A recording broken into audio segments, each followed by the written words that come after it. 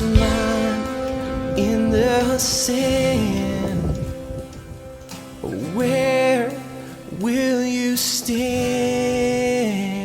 Well, welcome to the last Israel update for 2024. Okay, I know you guys were going into total shock right there as I said that, but it's true. 2024 is almost behind us, and what better way to observe that than with Hanok Young from Modi'in, Israel, home of the Maccabees, and Yeah. we will be lighting a candle tonight, the first night of Hanukkah and Yes. remembering the valiant efforts of those people some 2,000 years ago. So with that, hey, good afternoon. Your candle Yeah. lighting is closer than mine. Within the next 2 hours. Yeah. Yeah. I mean, I it's still it's have about 2 hours of decorating today because we have a Hanukkah party for Life Assembly on Shabbat. And I said to Kathy, I said, no, we're going to decorate that day. I'm not, it's just what it's going to be. So we're doing it tonight. I put it that's off as long great. as I could. That's great. Yeah. Yeah, Okay. Let's jump into things. Okay, a yeah. couple of weeks ago, we spoke briefly about the Pope and the nativity scene in the Vatican that was set up by people from Bethlehem, Christians from Bethlehem, Mhm. that had Yeshua, Jesus, laying instead of like on a white sheet, rather it was a keffiyeh. And people really need to understand that the keffiyeh, particularly the black and white design, is associated with Fatah, with the PLO terrorists. Mhm. This is not a just kind of a cultural symbol. This is a symbol of terrorism, Mhm. which they couch under resistance. So the good news is, after 4 days, they removed that exhibit. Wow. Uh, and I was very surprised when I first heard about it, because out of all the Christian denominations, and there are more than a few, it's Over actually 43,000, by the way. it's actually the Catholics Mm. that have been the most responsive to positioning themselves against Jew hatred and against the charge of deicide and all those things. That stems back from Nostra Aetate, Mhm. and actually back in the 1960s. So it was surprising. However, the current Pope um, just seems to keep jumping on this bandwagon. There are no tragedies in the world other than people in Gaza who Mhm. wind up getting killed. I mean, it is astounding to me, I have to tell you. I really, every single day, I'm shocked with what I read and hear. Not the least of which is the fact that they just uncovered a mass grave in Syria, with 100,000 men, women, and children that Assad had butchered. Okay, it's believed that somewhere between 400 and 500,000 Syrians he killed, the millions that went into exile. And I don't remember a single demonstration on an American college campus. Mhm. No. Again, and when people use the term "no Jews, no news," Yeah. it's shockingly true. It's really unbelievable. Mhm. Um, let's switch gears for a quick second. So tonight starts Hanukkah. Hanukkah is such a magnificent holiday. First of all, what I've always appreciated is there aren't that many restrictions. Mhm. We of the Church of Latter-day Pharisees can get in a car, we can drive, we can, Yeah, and life is normal. yeah, but it's even better because it's almost a slice of heaven. Potential, you can go into an insulin shock with all of the delicious multi-flavored donuts and things, of which, believe it or not, I'm actually staying away from. The Okay. thing that is the funniest is for 8 days of Hanukkah. Now they've actually begun, these were in the stores every year since I've been here, 15 years now. Baruch Hashem, thank God. They have been displaying the donuts earlier and earlier. Hmm. I actually began citing them shortly after Sukkot, which was amazing.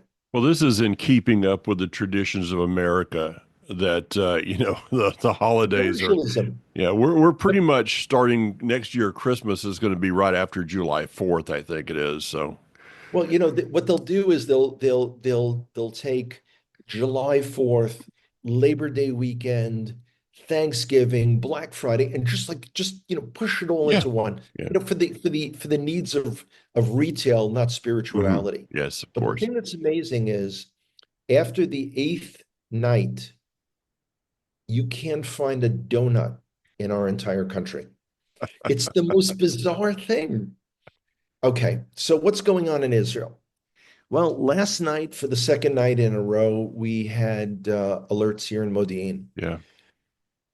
I was going to imitate the siren sound for our listeners, but I decided it's actually too unsettling. Hmm. When it went off, I guess it was like at 2:33 this morning. You got to picture it. So you've got all the sirens in the city blasting. Your phone is jumping off the hook with the home front command. Now, my two different alert apps, I've turned off the sound. I now don't get audio Yeah. recognition of a rocket somewhere. I have the home front command telling me that there's a rocket coming on Modi'in or coming over Modi'in. We had again, second time in a week, we had debris landing in Modi'in. Mm. And again, thank God it was during the night, so people aren't out walking but in Be'er Yaakov, which Hmm. is about 24 kilometers from here, towards in the direction of Tel Aviv, they actually had stuff land right by someone's home. Oh, yeah. Yeah. I mean, this is really It's all the not fun. fix. The Houthis are this crazy rebel revolutionary group in Yemen, and they've basically shut down much of, the Red Sea and the shipping. And as a taxi driver was telling me earlier today, Israel has to fight the battle for the world. America strikes, but where's the European Union? I mean, these are their ships Yeah. too. Yeah. No, it's a world that really doesn't seem to care about things. Hmm. Now, I'm always urging people to do things. And I mentioned to you earlier, I got a present from my daughter Kira. And I know it's not going to be easy to see. So it's a lion, and it's the quote from Megillat Esther, the Scroll of Esther, chapter 4, verse 14. Perhaps you were born for such a time as this. Yeah. And that's what I want to tell people. And that's your Hanukkah message, boys and girls. We're here at this time, and it's the most amazing opportunity since the rebirth of the modern state of Israel to be involved. I mean, now I could get off on a tangent and say, well, more people are, dazzled by, the Christmas lights of the same time period. I think this is the fourth time in 100 years or so, or more than 100 years, that Hanukkah has coincided with the Yeah. Christmas holiday. Yeah. Last time was 2005, I think it was. Um, so it's a pretty unusual thing. What is funny is, and I know our listeners are going to think this is so bizarre. I didn't even realize, I wasn't cognizant of the date. Again, without guiding, I'm thinking Monday, Tuesday, Wednesday. I'm not thinking like 22nd of December, Hmm. 23rd. I mean, I have to start paying attention because I'm leaving for America in a few weeks. But it only hit because I had an appointment with the eye doctor today on December 25th. Now I know that's the other thing that you guys are probably thinking. You people were, yeah, this is regular day. Now, are there people celebrating Christmas in Israel? Sure, there are. I mean, we have a Christian minority, and Mhm. we have people who are probably, in some city somewhere having it, like it's kind of like any excuse for a party. Right. It's the classic thing that I remember from the alternative rock station in New York City when I was growing up, where the DJ who was married to a Jewish woman, I remember him saying, and he said, "So our family celebrates everything and observes nothing." Yeah.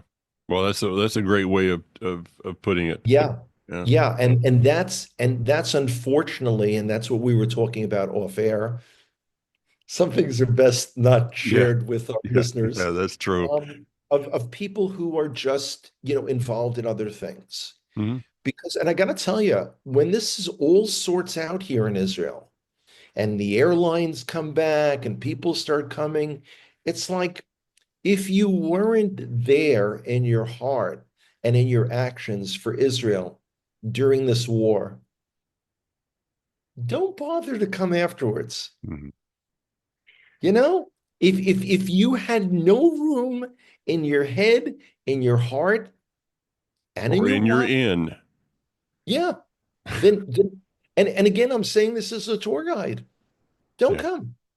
Don't come. I also found it interesting that there is no Christmas observance in Bethlehem this year. Nope. First of all, it's rockets coming, the rockets out of Gaza and various things that are trying to, I guess, make sure that's safe. The other thing is the what has happened since the Oslo War, the Second Intifada, the number of quote unquote Christians, and we could, we would have to spend a program probably talking about what it means to be a Christian living in Israel. It is not the same as your local Baptist church in wherever. It's totally different. This Well, is, I yeah. call them Palestinian Catholics.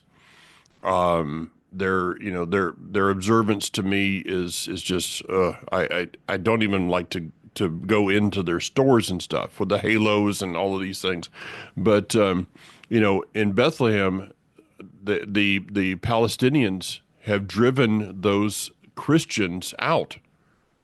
The so-called Palestinian Authority, the Arabs that control Bethlehem, include in and other cities in Judea and Samaria, it is a very uncomfortable place. I guided a tour for Tourist Israel Christmas Eve in Bethlehem a number of years ago, Hmm. and it was this before COVID. Hmm. It was a disaster. I mean, it's really like people were thinking like, it'd be like very spiritual and very Oh yeah. moving, big things, and it's not. Christianity here, as you know, what's interesting as Christianity in Syria, Hmm. the Syriac Christians are one of the most ancient of all the Christian denominations. This was one of the first areas of the world that accepted Christianity. And it's totally different. You're right, totally different than what Americans expect. We don't have Protestant churches. No. I mean, the So this closest is thing you could this come is Anglican, and it's really not Protestant. We don't have Baptist churches. We don't yeah. those don't exist here. This Um, goes back what to Byzantine era. well, no, This. it's actually, it was kind of solid. Yeah. Okay. Let's backtrack. Right. The Protestant, okay, the European powers all looked out for a Christian denomination here. So I'm talking about in the 19th century, the 1800s. So you had the French looking out for the interests of the Catholics. Hmm. You had the Russians looking out for the Russian and Greek Orthodox. It Hmm. was actually the British and Prussian, because this is even before Germany became, so it was Prussia, and they tried to form an alliance, which is the creation of Christ Church. Hmm. They wanted to create the first Protestant church in Israel. And it's interesting because they view it as a Protestant church, but the Anglican denomination is far more Catholic Oh yeah. than, what as a former American I recognize as Protestant. So it's totally different, totally different. Um, but yeah, Bethlehem, the Palestinian Authority, quote unquote, I mean, very, very bizarre. Hmm. I mentioned Syria. Let's touch upon Syria. Everything in Syria right now is literally as clear as mud. Yeah. The head, Jolani, or now he's gone back to using his actual real name, wears a Western suit and says all the right things. He's linked tight with Turkey and the Muslim Brotherhood.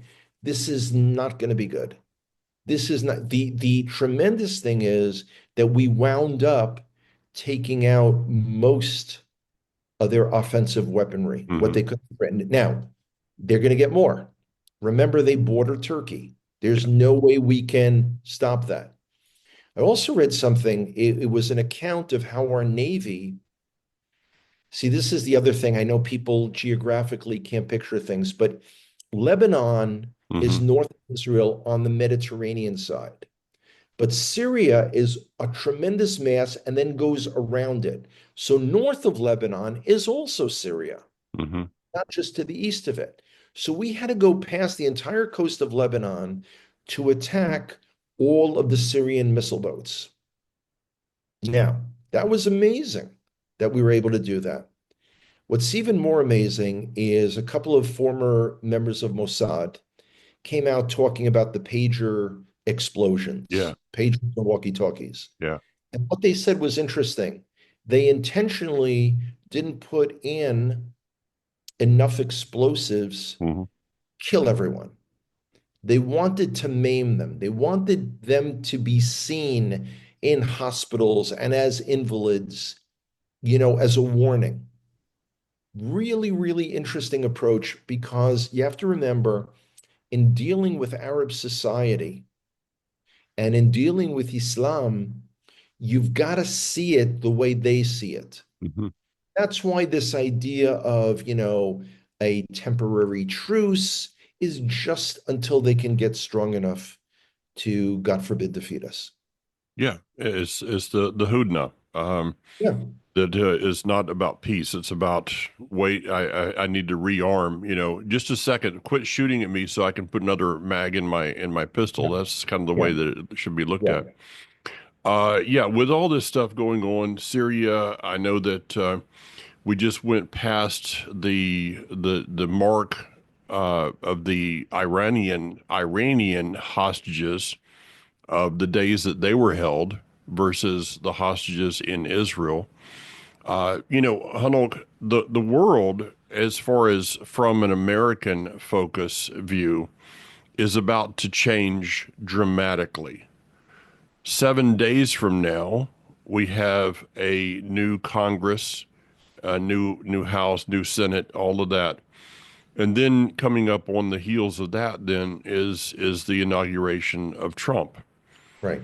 Now, is this going to, I think in many people's minds, is going to bring order and peace, but I personally see it bringing a different type of chaos. And I'm not really sure what that is, It's a but good way maybe of with your describing it. smile on the smile on your face, you can explain to me what I just said. Okay. Um, Before the election, or shortly afterwards, I think it was shortly afterwards, Trump said something like, I'm looking to end wars, not start wars, Yeah. which sounds great, but doesn't mean anything. Um, Let me pull away from that for a second and talk about something going on here in Israel. So Israel's looking for a way to get the Houthis to stop. We've already destroyed their ports. But when you're that crazy, you could take all kinds of losses. So Oh the yeah. only way to stop the Houthis is to punish the Iranians. I mean, that's where they're getting all their missiles from. Okay? Punish the Iranians. So there's a split of opinion. Mossad is urging Netanyahu to strike Iran.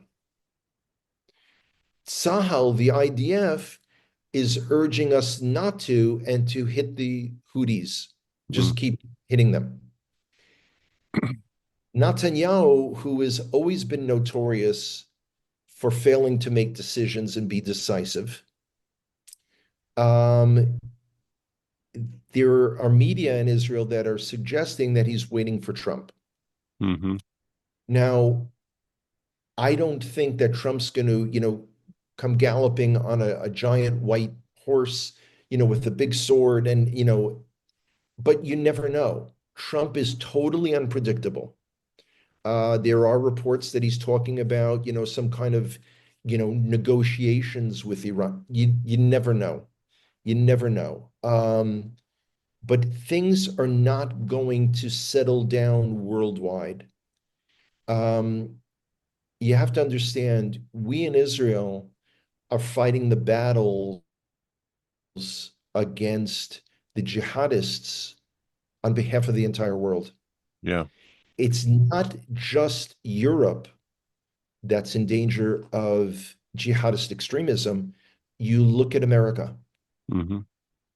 What's the chances that this guy up in Syria could ignite another Arab Spring that would flow over into Jordan, up into Turkey? I mean, you know.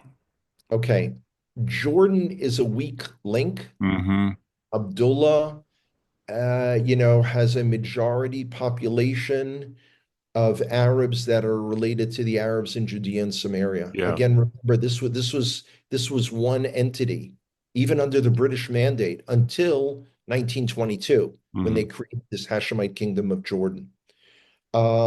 Effects on Turkey, I don't know. I mean, I think Erdogan is getting, more and more, crazy with power and influence. I do expect that they will attack the Kurds in Syria. Now, these are the Kurds that the American government has supported over the years to help America fight Al Qaeda and ISIS. Hmm.